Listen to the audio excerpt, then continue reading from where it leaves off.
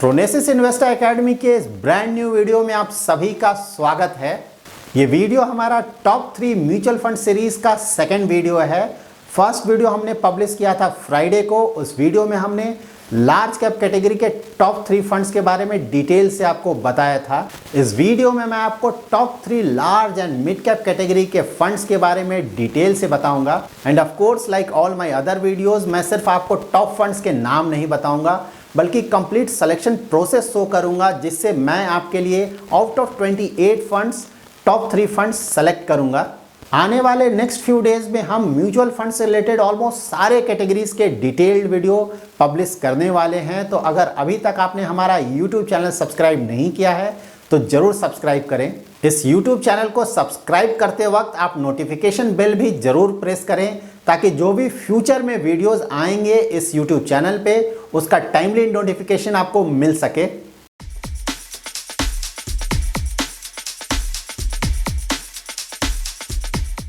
सो detailed video start करने से पहले हम कुछ बेसिक चीज़ों के बारे में जानेंगे जिनका जानना हमारे लिए ज़रूरी है इन फंड्स में इन्वेस्टमेंट करने से पहले।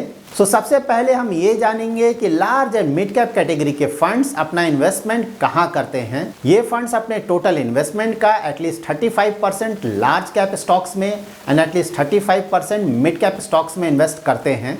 एंड रेस्ट 30% ये लार्ज कैप, मिड कैप या स्मॉल कैप कहीं भी इन्वेस्ट कर सकते हैं।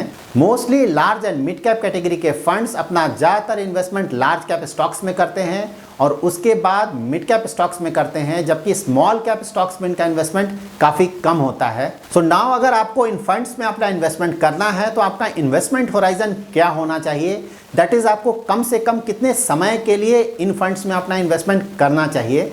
इन फंड्स में इन्वेस्टमेंट करने के लिए आप अपना इन्वेस्टमेंट होराइजन एटलीस्ट 5 इयर्स का जरूर रखें। नाउ हम अपना डिटेल्ड सिलेक्शन प्रोसेस स्टार्ट करेंगे, जिसमें हम top 3 large and mid cap category के फंड्स को सेलेक्ट करेंगे। Large and mid cap category में टोटल 28 फंड्स हैं। आउट ऑफ दिस 28 फंड्स हम वैसे फंड्स को अपने फाइनल लिस्ट से रिमूव करेंगे जो कि रिलेटिवली न्यू फंड्स हैं, जिनका इवन 3 ईयर का ट्रैक रिकॉर्ड अवेलेबल नहीं है। साथ ही हम वैसे फंड्स को भी अपने फाइनल लिस्ट से रिमूव करेंगे जिनका AUM that is asset under management 500 crore से कम है। आउट ऑफ दिस 28 फंड्स हम जिन फंड्स को अपने फाइनल लिस्ट से रिमूव करेंगे वो फंड्स हैं Baroda large and mid cap fund, BOI AXA large and mid cap equity fund, HSBC large and mid cap equity fund, Mahindra Manulife top 250 निवेश योजना, Motilal Oswal large and mid cap fund, Navi large and mid cap fund, quant large and mid cap fund and union large and mid cap fund. Now we are left with 20 large and mid cap funds. यहाँ पे आप 20 large and mid cap category के funds का returns check कर सकते हैं across 4 horizon, that is 1 year, 3 year, 5 year and 10 year with respect to its benchmark. Out of these 20 funds हम वैसे फंड्स को अपने फाइनल लिस्ट से रिमूव करेंगे जो कि 3 या 4 होराइजन में अपने बेंचमार्क को बीट नहीं कर पा रहे हैं। आउट ऑफ दीज फंड्स हम जिन फंड्स को अपने फाइनल लिस्ट से रिमूव करेंगे वो फंड्स हैं DSP equity opportunities fund, Franklin India equity advantage fund, HDFC large and mid cap fund, ICICI Pru large and mid cap fund, IDFC core equity fund, Invesco India growth opportunities fund, L&T large and mid cap fund, Nippon India vision fund, Tata large and mid cap fund and UTI core equity fund. Now we are left with our top 10 large and mid cap funds. Out of these 10 funds हम वैसे funds को अपने final list से remove करेंगे जो कि consistently अपने benchmark को एटलीस्ट 2 परसेंटेज पॉइंट के मार्जिन से बीट नहीं कर पा रहे हैं।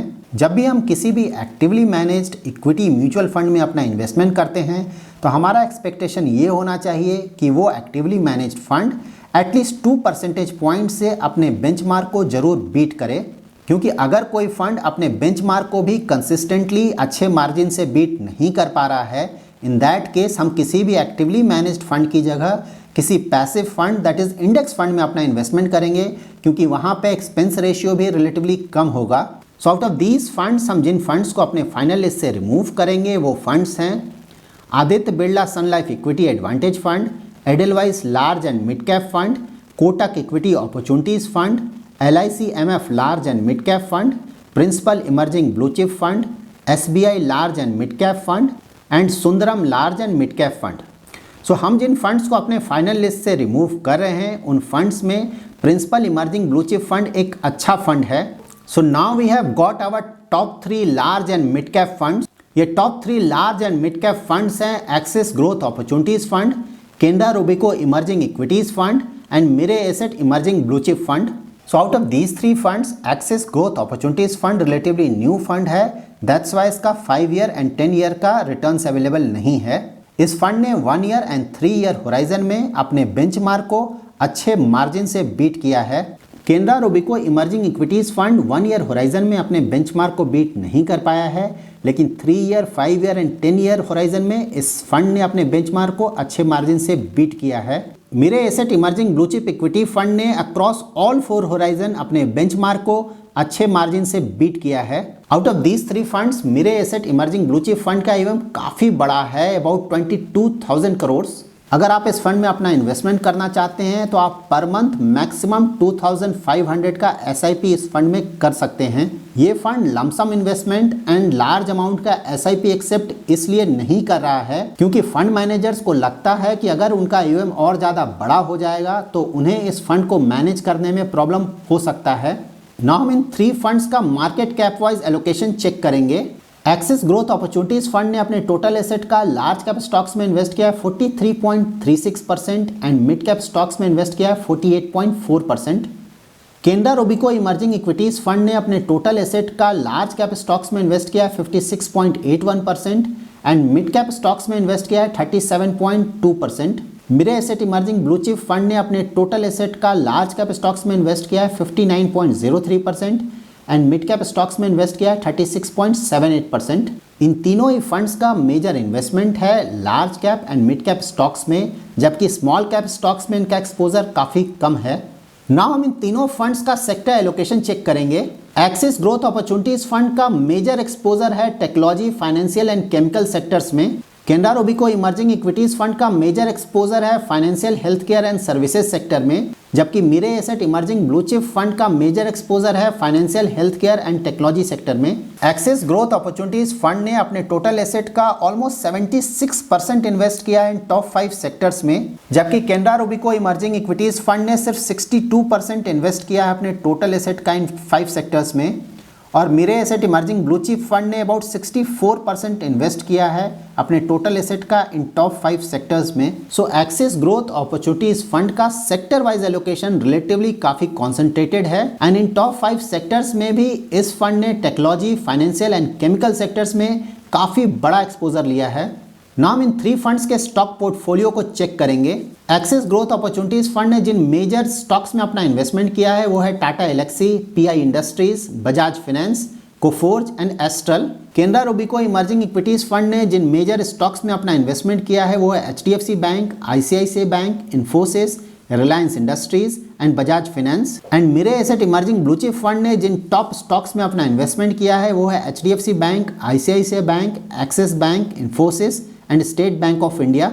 यहाँ पे अगर आप इन तीनों फंड्स के टॉप होल्डिंग को डिटेल में चेक करेंगे तो आप ये देखेंगे कि Canara Robeco emerging equities fund and Mirae asset emerging blue chip fund ने अपने टॉप होल्डिंग्स में ज़्यादातर large cap blue chip companies में अपना इन्वेस्टमेंट किया है, जबकि एक्सिस ग्रोथ अपॉर्चुनिटीज फंड ने अपने टॉप होल्डिंग में मिड कैप स्टॉक्स में भी काफ़ी ज़्यादा इन्वेस्टमेंट किया है। साथ ही एक्सिस ग्रोथ अपॉर्चुनिटीज फंड ने अपने टोटल एसेट का ऑलमोस्ट 50% इन्वेस्ट किया है इन टॉप 10 स्टॉक्स में, कि Canara Robeco emerging equities fund ने अपने टोटल एसेट का सिर्फ 34% इन्वेस्ट किया है इन टॉप 10 स्टॉक्स में, और Mire asset emerging blue chip fund ने सिर्फ 38% इन्वेस्ट किया है इन टॉप 10 स्टॉक्स में। सो लाइक सेक्टर एलोकेशन यहाँ भी एक्सिस ग्रोथ अपॉर्चुनिटीज फंड का स्टॉक पोर्टफोलियो ज़्यादा कॉन्सेंट्रेटेड है as compare to other 2 funds. Axis growth opportunities fund ने अपने टोटल एसेट का ऑलमोस्ट 21% इन्वेस्ट किया है फॉरेन इक्विटीज में। इस फंड ने जिन टॉप फॉरेन कंपनीज में अपना इन्वेस्टमेंट किया है वो है अल्फाबेट, जो कि गूगल की पेरेंट कंपनी है,